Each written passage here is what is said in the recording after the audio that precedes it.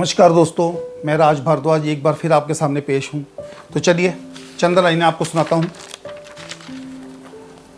नज़र ना आए मंजिल तो कहीं रुक जाता हूँ मैं, नज़र ना आए मंजिल तो कहीं रुक जाता हूँ, सबका हाल चाल ही पूछने लग जाता हूँ मैं।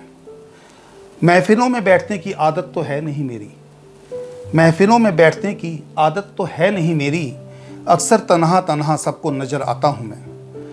क्या लेना देना दुनिया की जुमलेबाजी से मुझे, क्या लेना देना दुनिया की जुमलेबाजी से मुझे, कोई काम न मेरे आने वाली बातें होंगी, बेवफा सा तो वक्त भी हो चला है ज़माने में, बेवफा सा तो वक्त भी हो चला है ज़माने में, कुछ पता नहीं जाने कब कहाँ बरसातें होंगी, कुछ पता नहीं कब कहाँ बरसातें होंगी। धुंध के बादल हैं फैले आज सारे संसार में, धुंध के बादल फैले हैं आज सारे संसार में, दिखती नहीं कोई भी सही राह आज जमाने में, वक्त गुजर जाएगा यूं कभी सोचा न था हमने, वक्त गुजर जाएगा यूं कभी सोचा न था हमने, एक पल ही तो गुजरा है, एक पल ही तो गुजरा है हमें आए जमाने में, परछाइयाँ बड़ी होने लगी हैं मेरी औकात से, परछाइयाँ बड़ी होने लगी हैं मेरी औकात से, जानता हूँ रह जाएगा सब कुछ इसी पैमाने में, पर एक आस न छोड़ूंगा सोच रखा जमाने से,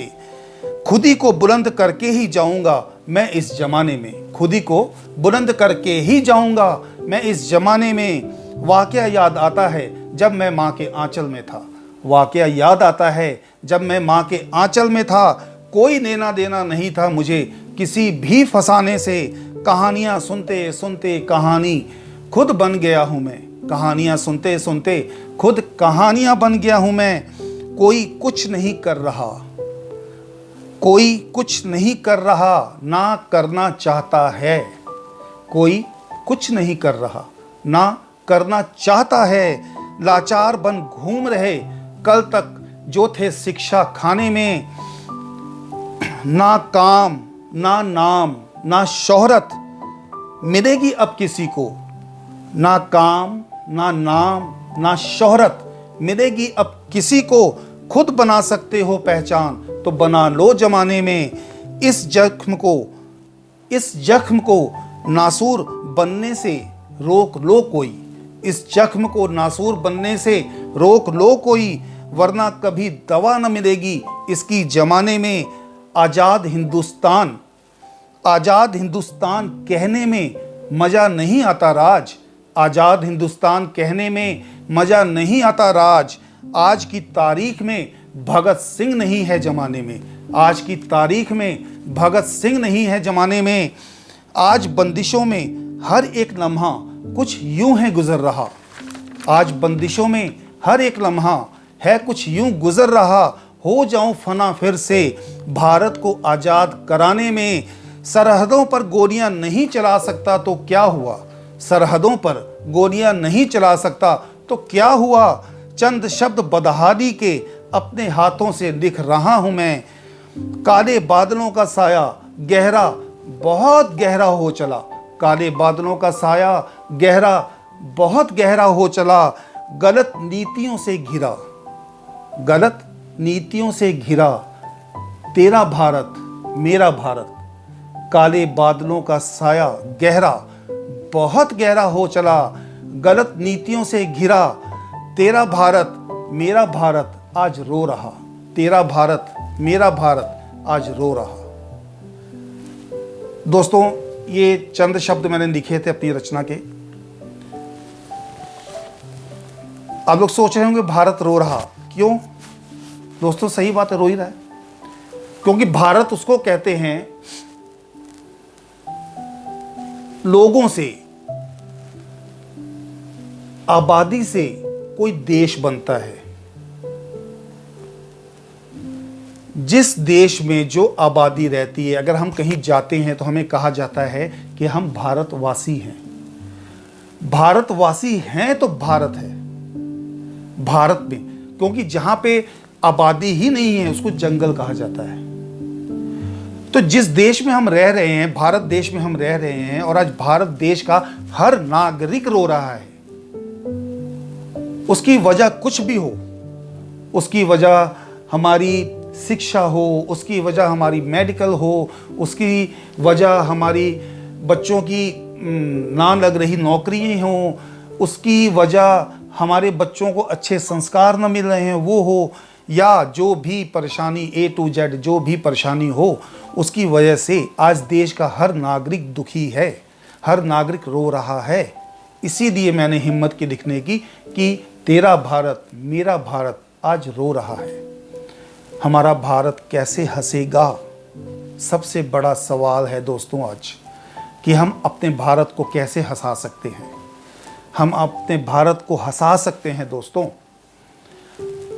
हम दूसरों को देखना छोड़ दें, हम खुद को देखें कि हम क्या कर रहे हैं, हम अपने देश के लिए क्या कर सकते हैं और हमें क्या करना चाहिए। हम बहुत कुछ कर सकते हैं दोस्तों, ऐसे बहुत से काम हैं जो हम अपने देश के लिए कर सकते हैं। वो एक गाना मुझे याद आया, साथी हाथ बढ़ाना, एक अकेला थक जाएगा, मिलकर बोझ उठाना, साथी हाथ बढ़ाना। ये गाना तो सदियों बहुत पुराना है, मेरे ख्याल 50 साल 60 70 साल पुराना गाना होगा, लेकिन आज ये लागू हो रहा है आज के समय में। क्योंकि अगर हम एक दूसरे का सहारा नहीं बनेंगे दोस्तों, तो हम लोग अकेले रह जाएंगे, हम लोग तन्हा रह जाएंगे। हम अपने पड़ोस का सहारा बने, हम गरीबों का सहारा बने, हम परिंदों का सहारा बने, हम एक दूसरे की परेशानियों को समझें, तो हमारा भारत हंसेगा। हमारा भारत हंसेगा अगर हम बच्चों को अच्छी शिक्षा देंगे। हमारा भारत हंसेगा अगर हम बच्चों को रोजगार देंगे। हमारा भारत हंसेगा अगर हम लड़कियों का, औरतों का सम्मान करेंगे। हमारा भारत हंसेगा, जरूर हंसेगा, अगर हम अपने कर्तव्य से पीछे नहीं हटेंगे दोस्तों। भारत सोने की चिड़िया था, भारत को सोने की चिड़िया फिर से बनाना है, और बनाना है हमको आपको मिल के, कोई और नहीं बनाएगा। जिस दिन हम जागरूक हो गए, जिस दिन हम जाग गए, जिस दिन भारत की जनता जाग गई दोस्तों, उस दिन हमारा देश फिर से भारत की चिड़िया बन जाएगा। भारत में किसी चीज़ की कमी नहीं है भाई, किसी भी चीज़ की कमी नहीं है, सब कुछ है हमारे देश में। धन धान सोना चांदी पैसा जवाहरात ज्ञान वैराग्य शिक्षा हर चीज हमारे देश में विद्यमान है। ऐसा कुछ भी नहीं है, हमारा देश किसी चीज से लाचार नहीं है, हमें लाचार बनाया जा रहा है। आप खुद सोचो दोस्तों, हम यहां से बाहर भाग रहे हैं, हम विदेशों में भाग रहे हैं, लेकिन जो विदेशों में बैठे हुए हैं, जो अपनी आत्मा की शांति अगर चाहते हैं, कुछ अंग्रेज या कुछ लोग जो विदेशी हैं हमारे, वो आत्मा की शांति के लिए कहाँ जाते हैं? भारत में आते हैं। जो बहुत परेशान हो गए हैं दुनिया की चकाचौंध से, जिनको आत्मा की शांति चाहिए, जिनको मन का प्रकाश चाहिए, वो भारत की तरफ देखता है, वो भारत की जमीन पे आता है। आप हरिद्वार जाके देखो कितने अंग्रेज हैं, आप धार्मिक स्थलों पे जाके देखो कितने अंग्रेज घूमते हैं, आप राजस्थान में जाके देखो वहाँ पे कितना टूरिज्म जो है वो अंग्रेजों का आता है बाहर से। वो किस लिए आता है? हमारे पास कुछ है, इसीलिए तो वो आ रहे हैं। अगर भारत कंगाल हो, विदेशों में ही सब कुछ संपदा हो, वहां पे सब कुछ हो, तो यहाँ पे क्यों आएंगे? वो क्या ऐसा उनको क्या दिख रहा है जो हमें नहीं दिख रहा? वो यहाँ पे आके उस चीज को देखते हैं और हम अपने देश में रह के उस चीज को हम नहीं देख पा रहे। दोस्तों, हमारे देश में बहुत कुछ है, वक्त निकालो, थोड़ा सा वक्त निकालो किताब पढ़ने का। किताबें पढ़ो, रविंद्रनाथ टैगोर के बारे में पढ़ो, अब्दुल कलाम जी के बारे में पढ़ो, स्वामी विवेकानंद के बारे में पढ़ो। आधा पन्ना पढ़ो रोज का, खुद पढ़ो और अपने छोटे बच्चों को साथ में बैठा के उनको पढ़ाओ। ऐसा बहुत कुछ है जमाने में दोस्तों, अभी हमने कुछ पे नहीं जाना। एक सिर्फ ये मोबाइल हमारे हाथ में आ गया, मोबाइल हमारे हाथ में आ गया तो हम दुनिया को भूल गए। हमने इस मोबाइल को ही 4x6 के मोबाइल को ही हमने अपनी दुनिया बना लिया है। आप पुस्तकालयों में जाओ, वहाँ पे कितनी किताबें पड़ी हुई हैं, उन्हें कौन किसके लिए बनी है? किताबें हमारे लिए बनी है, हमारे पढ़ने के लिए बनी है। क्यों बनी है? उन किताबों से हमें शिक्षा लेनी है। मुझे एक चीज़ याद आई, रामानंद सागर, उन्होंने एक ऐसा इतिहास रच दिया रामायण बना के कि आज बच्चा जानता है कि राम कौन है, लक्ष्मण कौन है, हनुमान जी कौन है, बच्चा बच्चा जानता है। और दूरदर्शन का बहुत शुक्रिया है कि उन्होंने लॉकडाउन के दौरान इस चीज़ को दोबारा रीन्यू चलाया। उससे हमारे जिन बच्चों को नहीं पता था उन्होंने भी वो रामायण देखी। तो ये भगवान, अगर हम कहें कि एक ऐसा सुनहरा अवसर हमारे लिए आया कि जो लॉकडाउन के दौरान हमें रामायण और महाभारत देखने का मौका मिला, जिन बच्चों ने कभी सोचा भी नहीं था कि ऐसी कोई चीज़, ऐसी कोई वस्तु बनी होगी हमारे हिंदुस्तान में, उस चीज़ को भगवान राम ने खुद दिखाने के लिए हो सकता है ये सारा समय चाल चलाया हो। आज हर बच्चा, लेकिन ये नहीं कि हमने उसको देख लिया और हम भूल गए, नहीं, उस चीज़ को हमें याद रखना है। हमें अपने बच्चों के जहन में उस चीज़ को रखना है। हमें बच्चों को याद दिलाते रहना है कि हनुमान कौन थे, अंगद कौन थे, जामवंत कौन थे, जटायु कौन थे।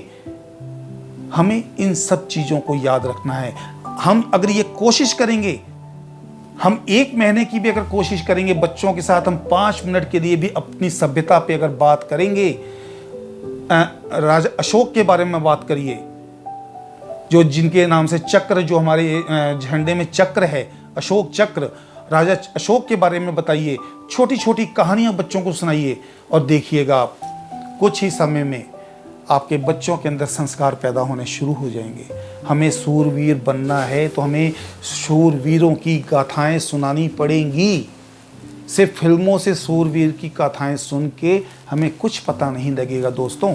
जब तक हम उनकी लिखी हुई किताबें पढ़ेंगे नहीं, खुद नहीं पढ़ेंगे, बच्चों को नहीं पढ़ाएंगे, अपने घर में अपनी फैमिली को नहीं पढ़ाएंगे, तो हम नहीं जान सकते कि हमारा देश सोने की चिड़िया क्यों था। तो दोस्तों, ये मेरी एक छोटी सी कोशिश है।